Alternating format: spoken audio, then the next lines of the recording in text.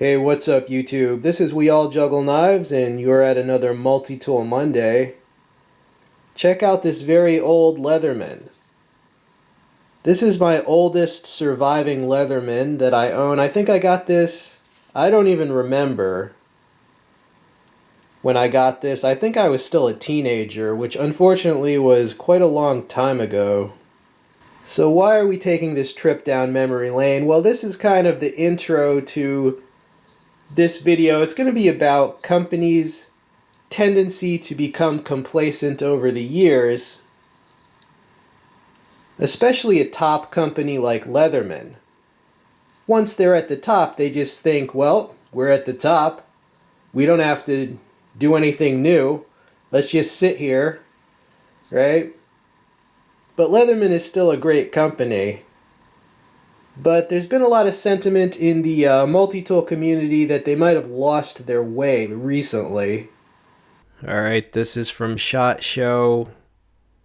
They took one handle of the juice and they made it a separate product. Sorry if the audio doesn't match up. I'm at my computer microphone for this. But you see they have several models that are just half of a juice. Yeah, so those like one half of a juice, that new line that's part of their new stuff for this year, you know, it's kind of rubbing people the wrong way because, I mean, okay, here's a Leatherman product, Juice S2. You want to see a brand new Leatherman product? Okay, just cover half of it. Look, it's a brand new for this year. Everyone needs one. You can see why that's pretty much... A lot of people just feel like they're not even trying. I mean, I understand that by taking one handle of a previous product, they're saving themselves a lot of research and development time. You know, they don't have to have a whole new production line. They can just use their old stuff.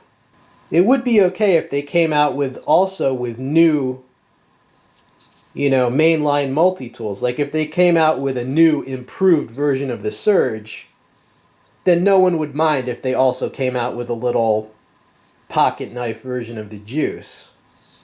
Alright, so in the comments section, you know, write what you think of, like, some of their new products essentially being this, you know, one half of the old product. You know, I think the problems started long before, when they came out with that Leatherman bracelet, like a bracelet for men. And here is that bracelet. It's $165, and if you want the coated version, it's $185, and it's got some screwdrivers and things like built into the links of it. I guess I just miss the good old days when they would come out with something awesome like this rebar and it wasn't very expensive. The price keeps going up. You know, I just miss the good old days when their new product would be something like this. And then there's this. For $100 you can get their Leatherman Signal, which is their outdoorsy multi-tool. It's got some little plastic pieces with a very small ferro rod and a whistle. Most bushcrafters that I know will recommend something like the Victorinox Trekker or the Victorinox Hercules. So that Signal has some very stiff competition in that area. And you know, the little plastic parts for the whistle and the ferro rod, they just didn't integrate those outdoor tools well into the tool, and the plastic parts were just like weak points and they felt cheap, and I don't think the idea of the Signal is bad at all. I think the execution is where they kind of messed up. So yeah, the Leatherman Signal was just another piece of the puzzle, why people are saying they've kind of gone off the rails into just weird territory. And then there's the price creep. You know, I checked the price on Amazon of the cheapest Skeletal. I checked it just today. $65 if you want it with a sheath. $65 for the cheapest Skeletal. You know, just in December, that very same tool was $35.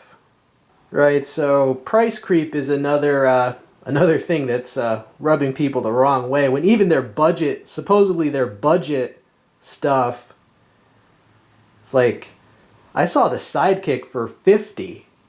That's supposed to be their budget multi-tool, dude, you know? And there's other stuff like the Leatherman Leap, for example. The big selling point of the Leap is that it's a multi-tool where you can remove the blades so you can give it to your kid so your kid can't cut themselves. Oh, they also made the blade harder to open. They made it so you have to open it with two hands, because apparently if your kid opens it with one hand, they would also cut themselves.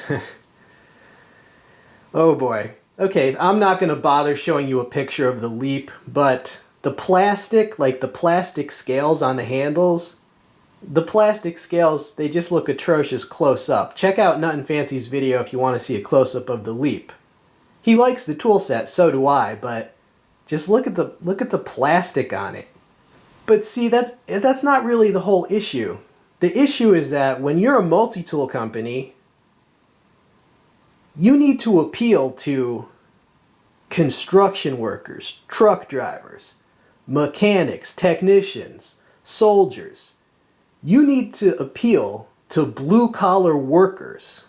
When your new stuff is starting to target like suburban mothers and stay-at-home dads, I just think that's the wrong way to go for a multi-tool company.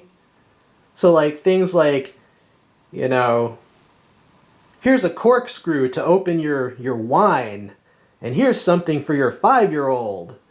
Here's a knife that doesn't cut, so it's the safest multi-tool in the world. You can't even open the blades. You know, next year, Leatherman is still going to be at the top. 5 years from now, they probably still will be at the top. But I'm talking about, what about 10 years from now? What about 20 years from now? What about like the long-term prospects? You know, thus far, they haven't really had that much stiff competition. So if other multi-tool companies don't do much either, well, then they can stay this way indefinitely, you know? That's kind of the flaw in competition. If all the top companies just decide, hey man, let's just take it easy. Let's just take it easy and we'll all just enjoy our pieces of the pie. But if one or two companies come on strong, they can displace the top companies if those companies get complacent. I mean, hopefully this company will get back on track and start going back to what made it so successful in the first place. You know, they got to start trying to appeal to budget-conscious, working blue-collar people. That is their bread and butter. If you're a tool company, you got to do that, you know? Everything else, yeah, I mean, I don't mind that they make, like, they want to make some sideline products, you know? You want to do half a juice handle? That's fine. But I just think they're ignoring their bread and butter, the main thing that they should be about, which is either new, full-size general-purpose multi-tools like the Wave, the Surge, either new ones or improving the current ones significantly. Alright, YouTube, so in the comment section you can write you know, what you think were their biggest misses, what you would like to see from them, if you hate them, or if you still love them. This video is out of love, dude.